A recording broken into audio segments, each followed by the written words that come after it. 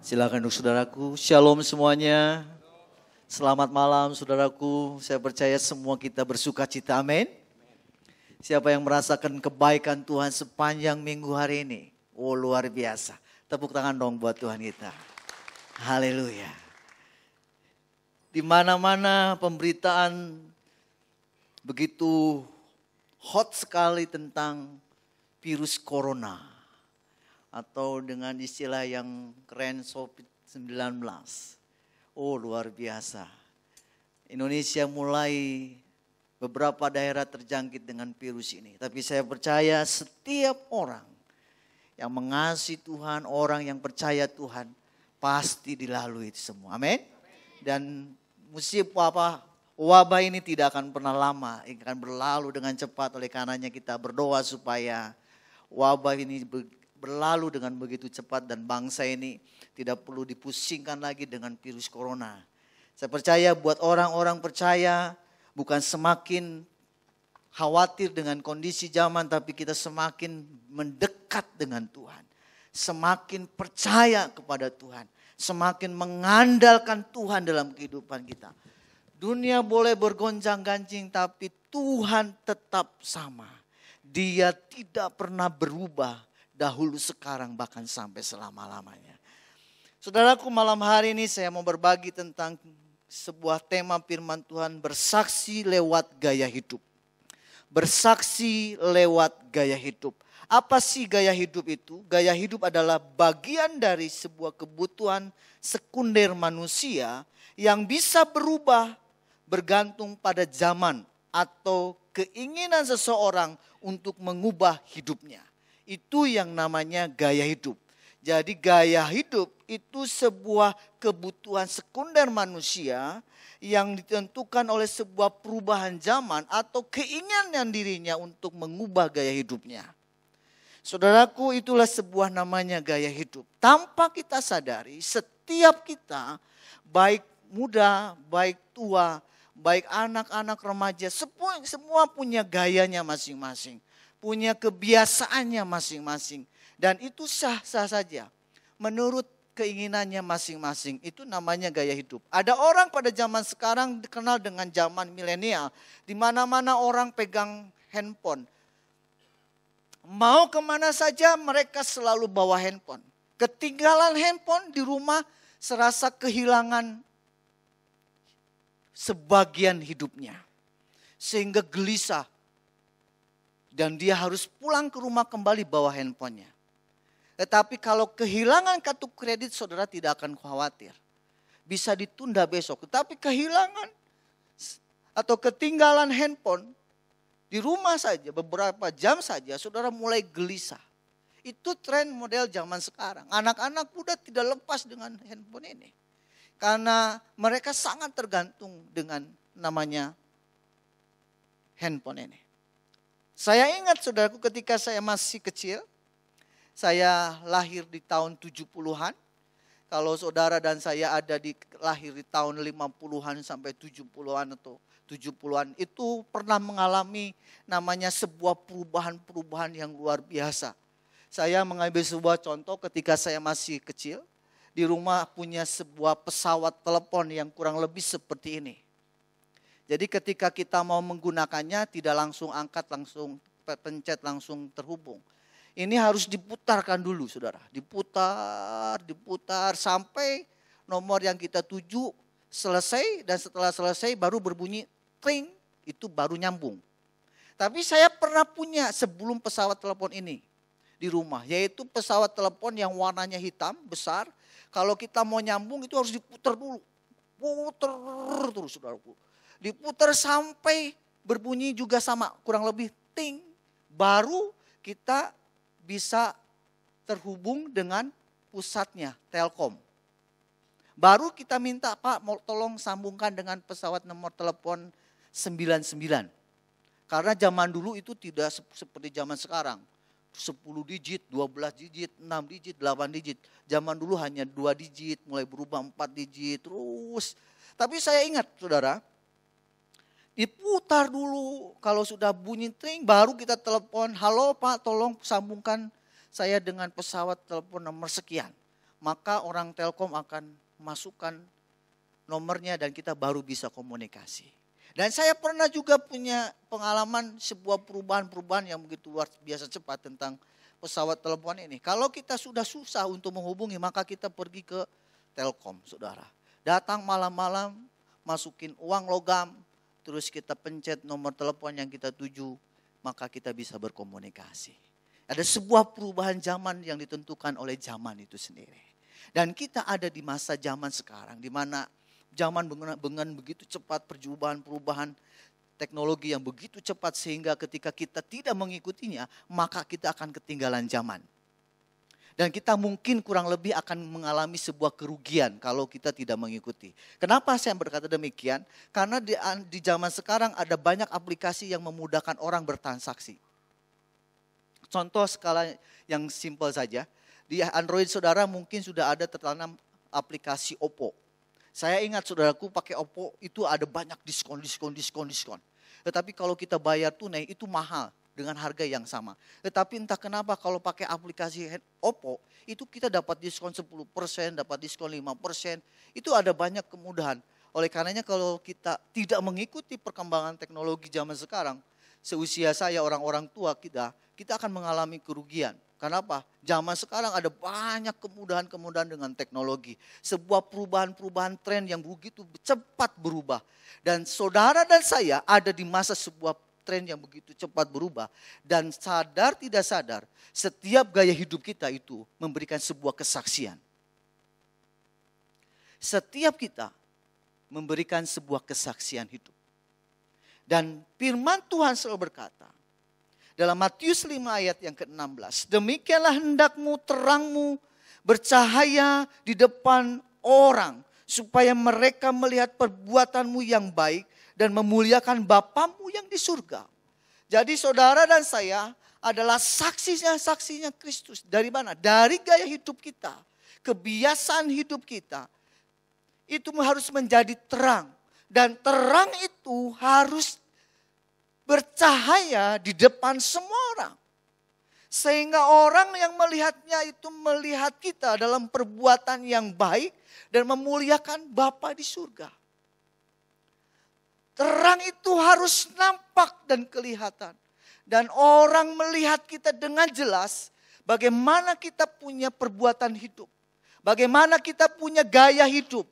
Apakah gaya hidup kita gaya hidup dunia atau gaya hidup Kristus, yaitu memberikan terang bagi semua orang dengan perbuatan baik kita yang mempermuliakan nama Tuhan. Jadi buat setiap kita orang percaya, orang yang sudah mengenal Tuhan begitu lama, maka saudara harus menjadi terang dalam perbuatan baik. Dari gaya hidup saudara harus menjadikan terang.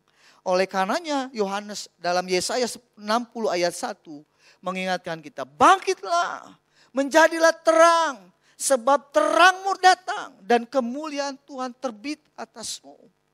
Jadi saudara harus bangkit dan mengingat bahwa saudara harus jadi terang. Dan terang Tuhan itu sudah terbit atasmu. Dimanapun saudara berada, saudara harus memancarkan terang itu lewat gaya hidup saudara. Sehingga saudara menyaksikan perbuatan-perbuatan yang ajaib dalam hidup kita. Dalam Mazmur 22 ayat 30, pemazmur berkata demikian. Anak-anak cucu akan beribadah kepadanya dan akan menceritakan tentang Tuhan kepada angkatan yang akan datang. Pemazmur berkata, aku akan menceritakan kepada anak cucu kita kebaikan Tuhan kepada angkatan yang akan datang. Setiap kita wajib menceritakan Tuhan kepada anak-anak cucu kita, kepada angkatan yang akan datang, bagaimana Tuhan itu baik dalam kehidupan kita.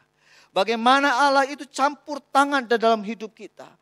Kata pemazmur di Mazmurnya yang pasal yang ke-78 ayat yang keempat. Kami tidak mau menyembunyikan kepada anak-anak mereka, tetapi kami akan menceritakan kepada angkatan yang kemudian puji-pujian kepada Tuhan.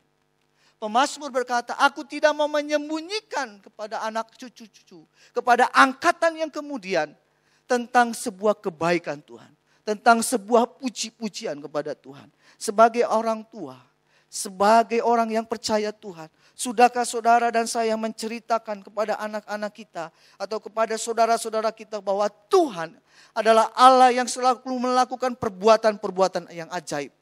Seyogianya kita tidak boleh menyembunyikan itu. Kita harus bercerita kepada anak-anak kita. Supaya anak-anak kita pun bercerita kepada angkatan yang akan datang. Itulah kewajiban sebagai orang-orang yang memiliki terang Tuhan. Lewat gaya hidup kita, hendaklah kita menjadi orang-orang yang selalu menceritakan Tuhan kepada generasi-generasi selanjutnya. Saudaraku, dalam Alkitab mungkin saudara bertanya, adakah di dalam tokoh Alkitab orang yang punya ciri, punya gaya hidup yang tidak pernah dilupakan pada zamannya?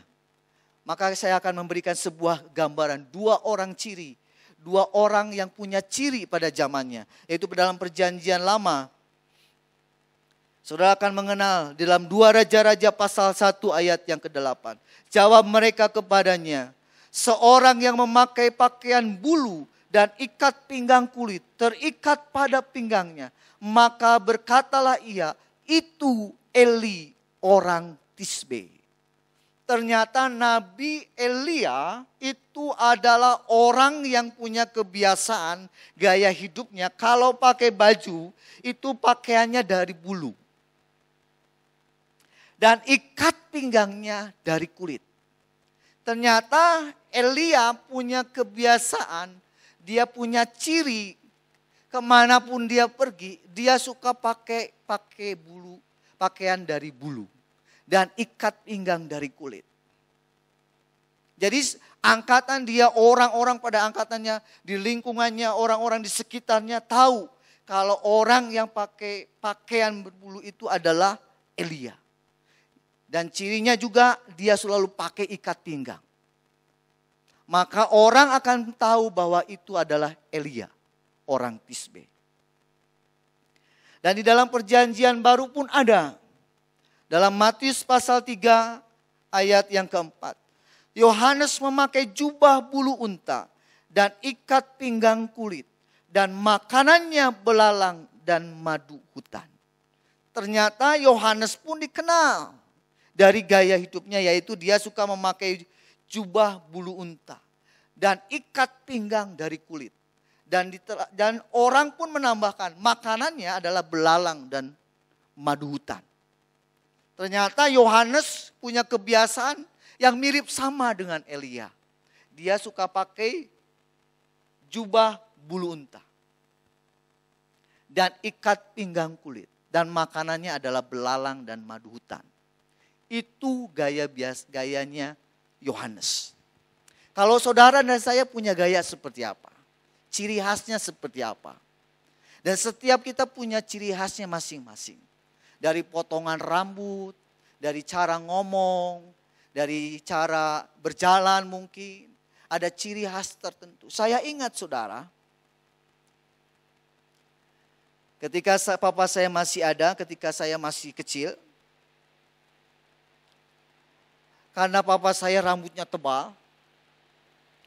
Saya ingat sampai hari ini, papa saya itu kalau disisir rambutnya itu nyerepet gitu saudara. You know nyerepet?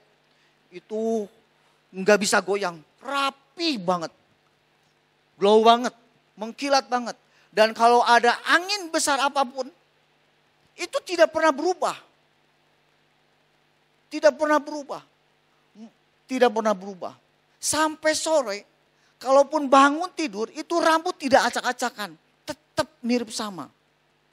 Ternyata ketika bangun pagi mandi selesai dia pakai jelly waktu itu zaman itu. Wah begitu banyak sekali. Sampai itu tebal dan mengkilap saudara. Itu ingat papa saya. Kebiasaan papa saya seperti itu. Dan yang kedua adalah kebiasaan papa saya adalah kakinya. Telapak kakinya itu kapalan, saudara. Tebel gitu. Kalau saya bisa ukur dengan meter ukuran, itu mungkin bisa sampai 3-4 mili ketebalan kulitnya. Kenapa? Karena kalau dia pergi jalan, berolahraga, jalan kaki atau lari pagi itu tanpa alas sepatu. Jadi telanjang aja kakinya. Jadi sehingga dia tebal. Dan itu kebiasaan dia. Dan itu adalah yang saya ingat tentang bapak saya. Bapak saya seperti itu. Dan saudara pun punya gaya masing-masing. Dan pada malam hari ini kita mau sama-sama mengupas kebiasaan Elia dan kebiasaan Yohanes yang mirip sama. Dia punya pakaian, dia selalu pakai ikat pinggang. Dan bahkan Yohanes dia selalu makan makanan belalang dan madu hutan. Kita mau sama-sama belajar pada malam hari ini. Ada 3 gaya hidup yang memberikan dampak. Memberikan pengaruh buat setiap kita. Yang pertama adalah pakaian, saudara. Pakaian. Kenapa pakaian? Dalam Yesaya pasal 52 ayat 1a berbunyi demikian. Terjagalah, kenakanlah kekuatanmu seperti apa? Pakaian. Hei Sion, kenakanlah pakaian kehormatanmu. Hei Yerusalem, kota yang kudus.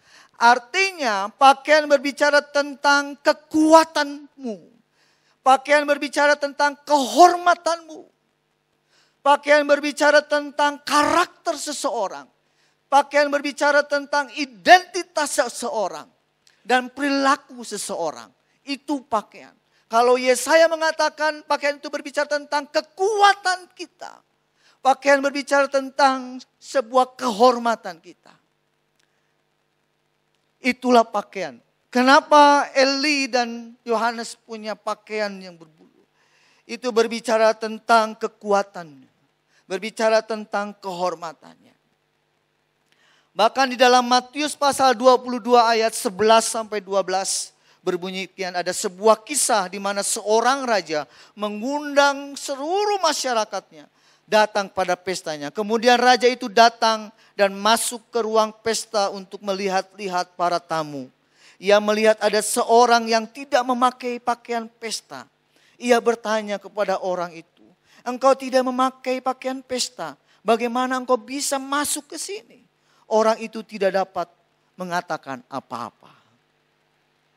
Di sini ada sebuah kisah cerita di mana seorang raja mengadakan pesta dan seorang raja ini mengundang begitu banyak orang untuk masuk kepada pesta dia. Dan ketika seorang raja masuk dan menemui tamu undangan yang dia undang, ternyata dia terkagetkan ada seorang yang berpakai pakaian biasa. Dia tidak memakai pakaian pesta. Sehingga hal itu membuat seorang raja marah. Seorang raja itu mengatakan, kenapa kamu bisa masuk? Sementara engkau memakai pakaian yang biasa. Pakaian berbicara sebuah kehormatan. Pakaian berbicara tentang sebuah kekuatan seseorang. Orang akan memberikan sebuah respek kepada kita ketika orang itu memakai pakaian yang seyogyanya harus dia pakai. Dimanapun dia berada, dia harus mencerminkan kekuatannya, karakternya, identitasnya, sebuah kehormatannya, statusnya. Oleh karenanya, bagaimana saudara dan saya memakai pakaian itu? Apakah saudara dalam kehidupan kita memakai pakaian yang biasa dan orang tidak memberikan respek kepada saudara karena saudara memakai pakaian baju biasa? Saya ingat beberapa tahun yang lalu ketika saya belum terbiasa pakai celana jeans, saudara. Nah, kenapa saya mulai terbiasa pakai celana jeans? Karena ketika anak saya mulai bertumbuh remaja, dan anak saya mulai komplain dengan kebiasaan saya pakai baju dan celana panjang. Anak saya ngomong gini, Pi ganti dong. Jangan pakai celana kayak bapak-bapak, kayak engkong-engkong. Kenapa? Karena memang waktu itu saya pakai celana yang baggy, saudara. Ya bapak-bapak mungkin pernah tahu yang celana baggy itu seperti itu. Gombrang, saudara. Gombrang. Kalau sekarang kan modelnya slim fit, saudaraku. Udah ada lagi slim fit, selimpit lagi saudaraku. Pemain musik hari ini tidak terlalu menonjol selimpit-pitnya. Kalau pagi itu kelihatan sekali, selimpit banget. Nah, saya pernah mengalami di mana sebuah perubahan tren berpakaian. Kenapa? Karena waktu itu waktu remaja, saya pernah ingat saudara pakai celana yang pas di bawah lutut itu cut bray gitu saudaraku. Bray gitu kan. Kalau om-om yang umur 56 tahun, 60 tahun ke atas mungkin ingat. Pakai celana itu ke bawah cut bray saudaraku. Lebar banget saudaraku. Kayak Elvi Sukaisi gitu. Wah kalau nyanyi itu apa? Penyanyi dangdut kan sama semua seperti itu. Saya pernah ngalamin itu. Jadi sebuah perubahan-perubahan terus ngalami. Nah ketika anak saya mulai tambah dewasa ngomong, Pi ganti dong caranya pakai celananya. Pakai jean. Karena istri pun mengiyakan lagi. Iya dong Pi ganti pakai celana jean supaya kelihatan lebih muda. Jangan lebih tua daripada umurnya katanya. Akhirnya pikir-pikir ya gak rugi juga sih. Akhirnya saya beli celana jean saudara. Celana jean. Waktu pertama-tama pakai celana jean kayaknya gak enak banget gitu saudaraku. Kayak kecil banget ini kaki saudara. Tapi saya coba saudaraku. Tapi ketika hari pertama saya coba, ada orang yang ngomong, tumben kok pakai celana jean. Kayak anak muda aja gitu. Saya kaget. Berarti kalau pakai celana jean itu anak muda. Kalau yang tidak pakai celana jean berarti orang tua. Tapi saya pernah lagi dikasih lagi sama anak saya. Pi ganti Pi celana model selimpit. Nah selimpit ini mirip-mirip kayak gini lah. Ini pun gak selimpit. Karena saya merasa harus menghormati orang tua saudaraku.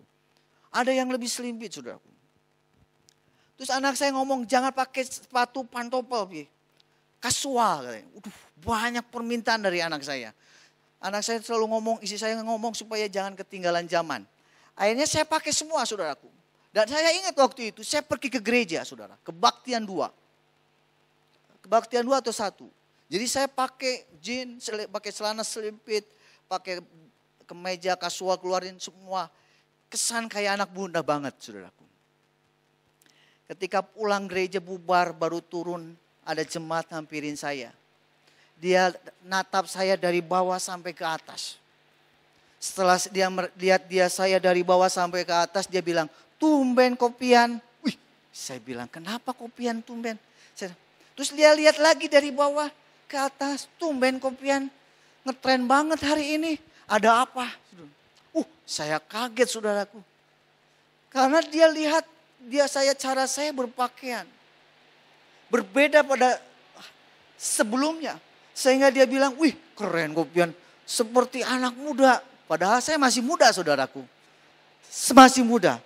Tapi cara berpakaian kita itu mengubah orang menilai kita. Cara kita punya pakaian, cara kita mengenang pakaian, mengundang orang menilai kita.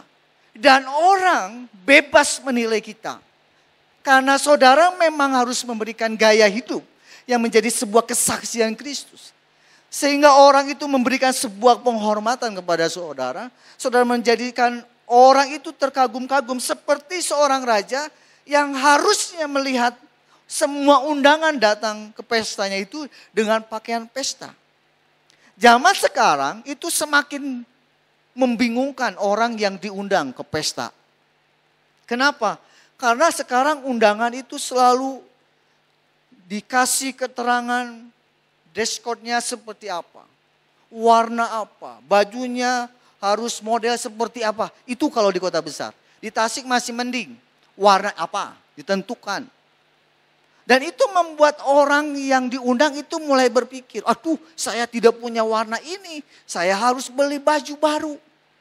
Buat saya itu kesempatan dan keuntungan. Kenapa? Karena saya jual kain. Jadi kalau ada orang yang mau ke undangan pusing cari warna apa saja, itu saya senang. Berarti dia cari kain. Buat toko kain itu keuntungan. Tetapi yang diundang itu memet. Tapi itu sebuah tren yang mulai berubah di zaman sekarang. Dan orang yang diundang ketika dia datang sesuai dengan undangannya, orang yang mengundangnya itu merasa terhormati. Merasa dihormati. Dan seorang raja pun demikian. ketika dia menemukan orang kok bisa masuk dengan pakaian biasa. Kamu kenapa bisa masuk? Dan orang ini disuruh pulang. Dan saudara tahu, pakaian berbicara tentang kekuatanmu. Pakaian berbicara tentang sebuah kehormatanmu. Menggambarkan identitas saudara, karakter saudara, keadaan saudara. Oleh karenanya, cara berpakaian, gaya hidup kita senantiasa menyatakan Kristus dalam kehidupan kita. Mencerminkan Kristus dalam kehidupan kita. Hendaklah cara kita punya berpakaian itu membuat orang itu respect kepada kita. Membuat orang itu hormat kepada kita. Membuat orang itu menyanjung kita. Jangan sampai cara berpakaian kita membuat orang itu mencela kita. Sehingga kita tidak memberikan kesaksian dari gaya hidup kita. Itu yang pertama, cara berpakaian. Yang kedua adalah ikat pinggang. Apa sih ikat pinggang?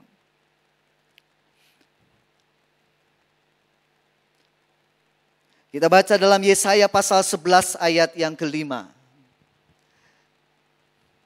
Ia tidak akan menyimpang dari kebenaran dan kesetiaan. Seperti ikat pinggang tetap terikat pada pinggangnya. Apa sih ikat pinggang yang dikenakan oleh Elia? Siapa sih ikat pinggang yang diikatkan oleh Yohanes pada pinggangnya? Yaitu tentang kebenaran dan kesetiaan. Ikat pinggang berbicara tentang dua, kebenaran dan kesetiaan. Saudara tentu tidak pernah memikirkan makna arti ikat pinggang. Tetapi bagi orang Yahudi, orang Israel, ikat pinggang itu punya kepentingan yang luar biasa.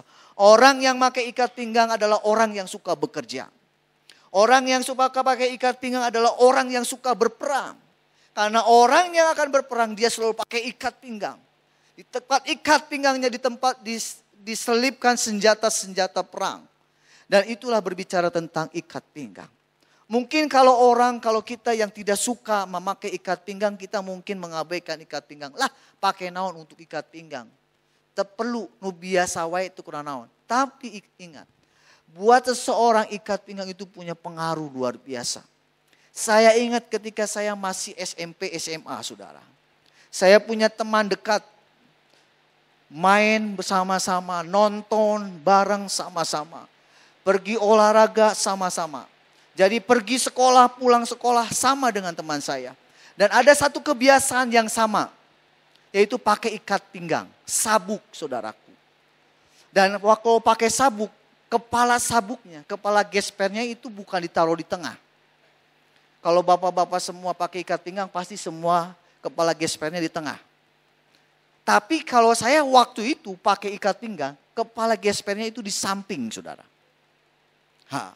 Saya dan teman saya sama. Punya ciri khas kalau pakai ikat pinggang kepala gespernya harus ke pinggir. Saudara saya mikir sampai hari ini kalau saya ingat itu saya malu sendiri. Saudaraku. Tapi saat itu ada sebuah kebanggaan saya. Kenapa saya bangga? Bangganya kalau ada orang yang liatin saya terus lihat ikat pinggang saya. Itu aja. Apalagi kalau orang itu nanya. Wah itu sebuah kebanggaan yang luar biasa. Tapi ikat pinggang berbicara tentang kebenaran dan kesetiaan. Ikat pinggang itu harus pada pinggangnya. Tetap terikat pada pinggangnya. Dan itulah yang harus kita lakukan. Kita tidak boleh menyimpang dari kebenaran dan kesetiaan.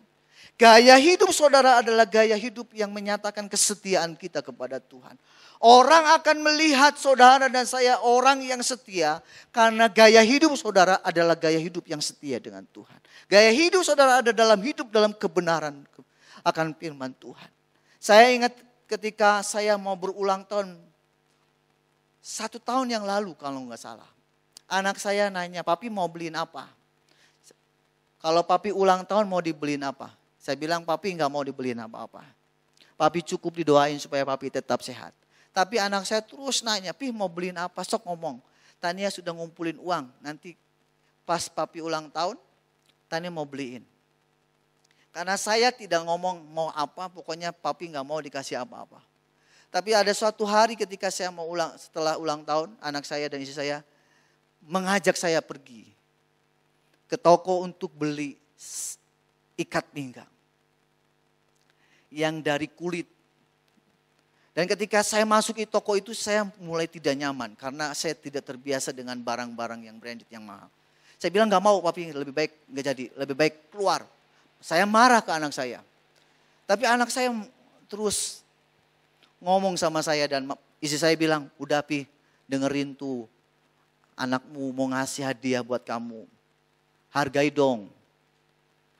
Saya bilang ngapain beli sabuk segitu mahal. Terlalu mahal buat saya.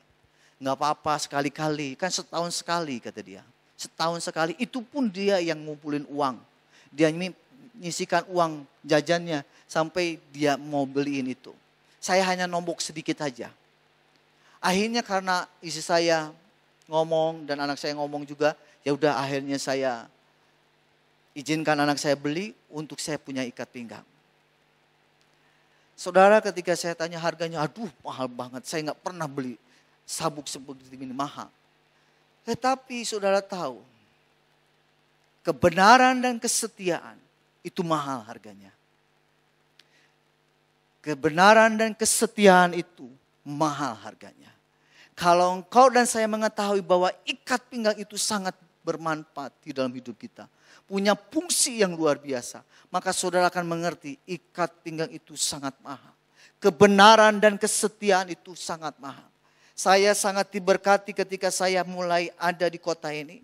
Baru beberapa tahun saya tinggal di kota Tasikmalaya.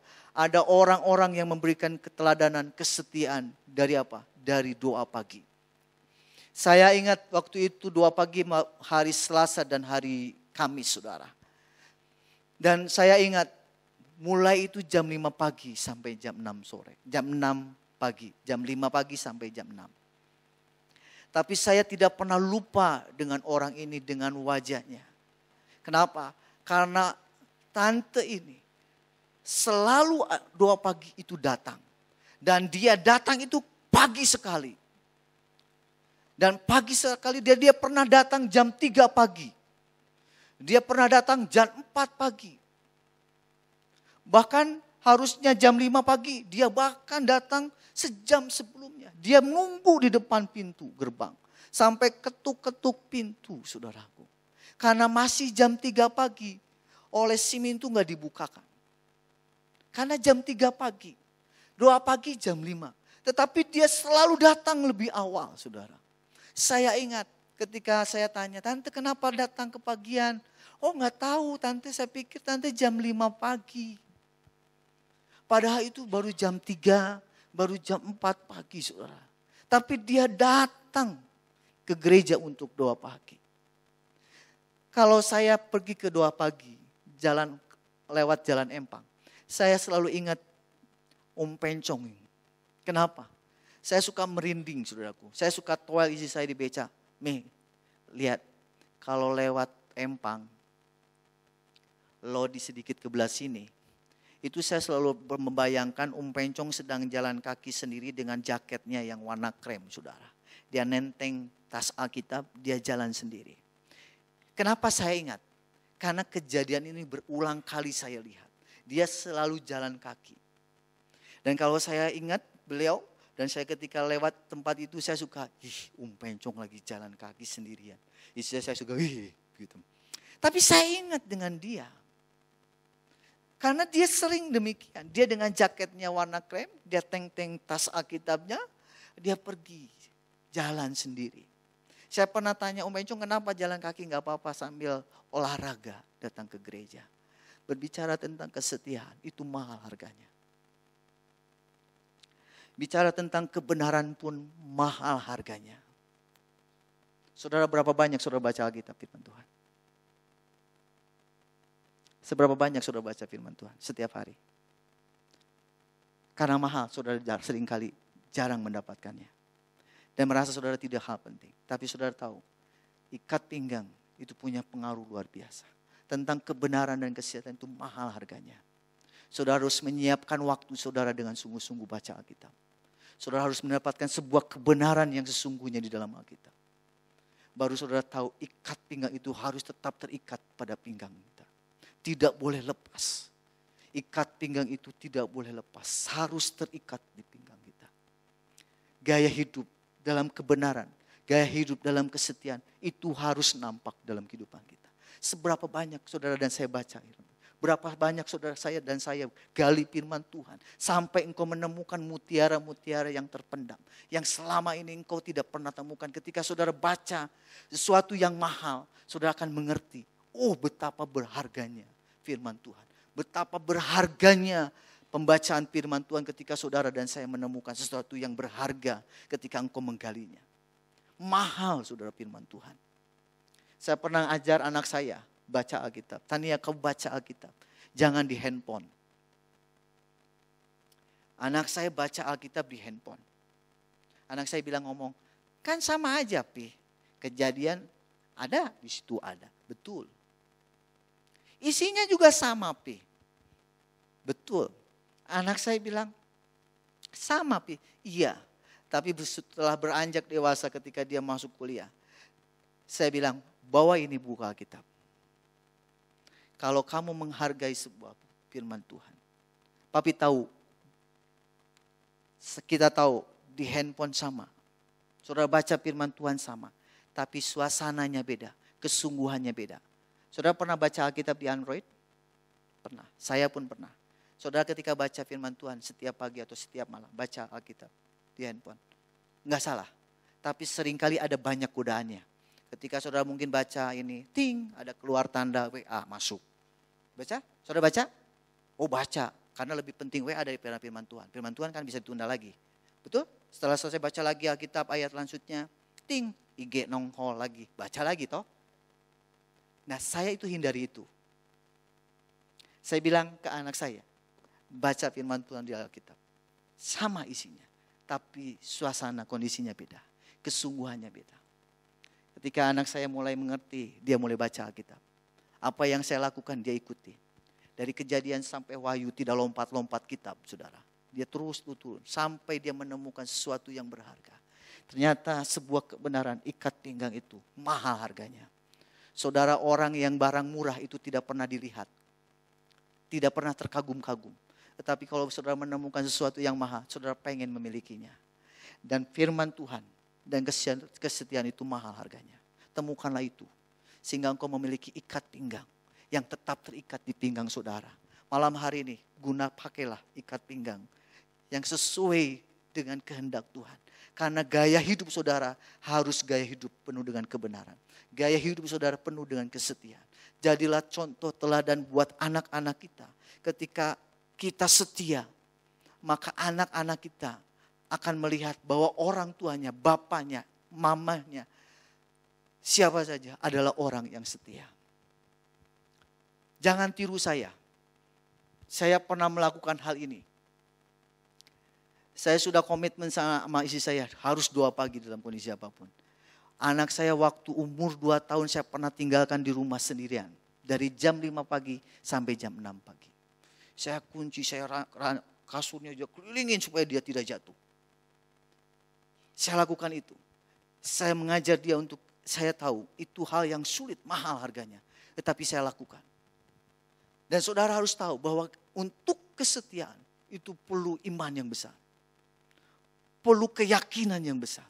Untuk saudara datang ke gereja itu bukan hanya sebatas ingin kerja. Tapi saudara harus menemukan sesuatu yang benar di hadapan Tuhan. Itu yang ikat pinggang. Yang ketiga, tentang makanan. Wah, orang Tasik itu paling heboh tentang makanan. Saudara, apa makna dari sebuah makanan? Dalam Ulangan pasal yang ke-30, Ulangan pasal 12 ayat yang ke-15 dan Ulangan pasal 22 ayat yang ke-6, saya bacakan buat saudara.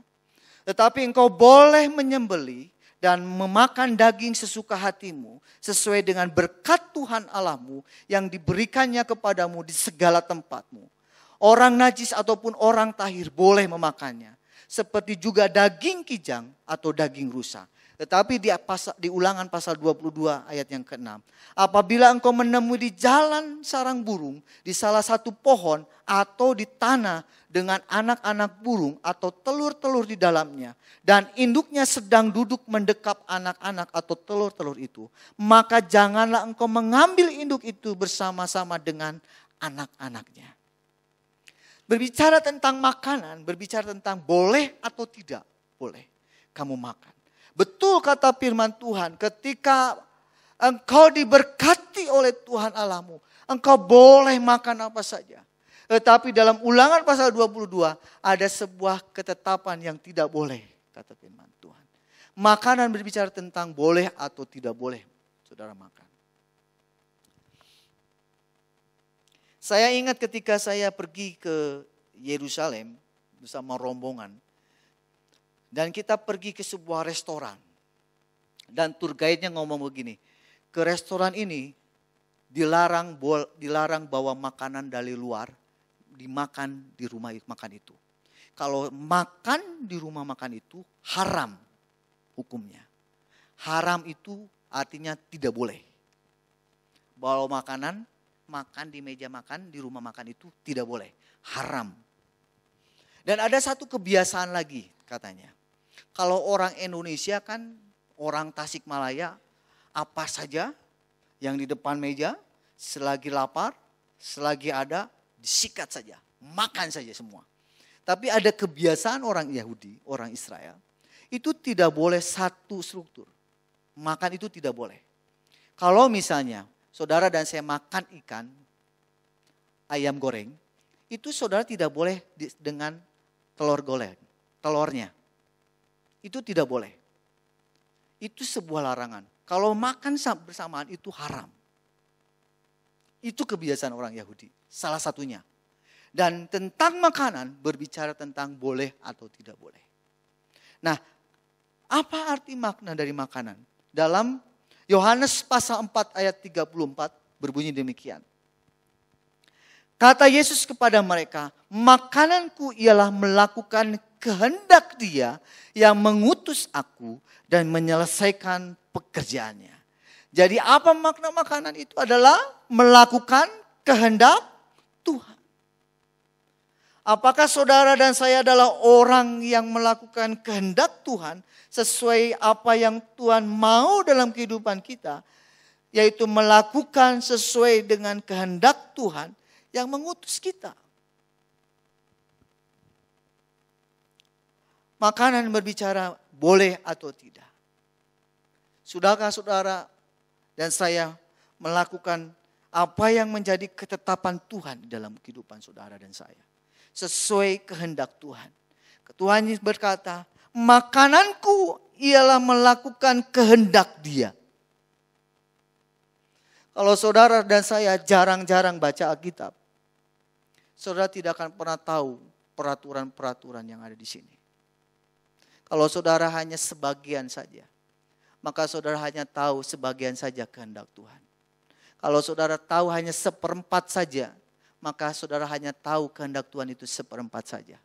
Tetapi kalau saudara tahu kebenaran firman Tuhan yang menyeluruh, maka saudara tahu kehendak Tuhan yang sepenuhnya. Kenapa ada banyak orang percaya, orang Kristen, melakukan hanya sebagian saja? Kenapa hanya melakukan separuh saja? Karena saudara mengetahui kehendak Tuhan itu separuh saja.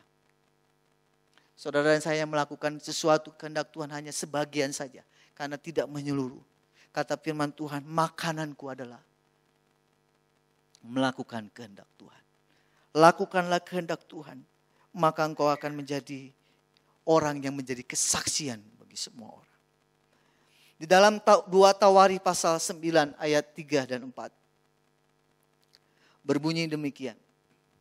Ketika Ratu Negeri Seba melihat hikmat Salomo dan rumah yang telah didirikannya, makanan di mejanya, cara duduk pegawai-pegawainya, cara pelayan-pelayannya melayani dan berpakaian, juru-juru minumannya dan pakaian mereka dan korban bakaran yang biasa dipersembahkannya di rumah Tuhan, maka tercenganglah ratu itu.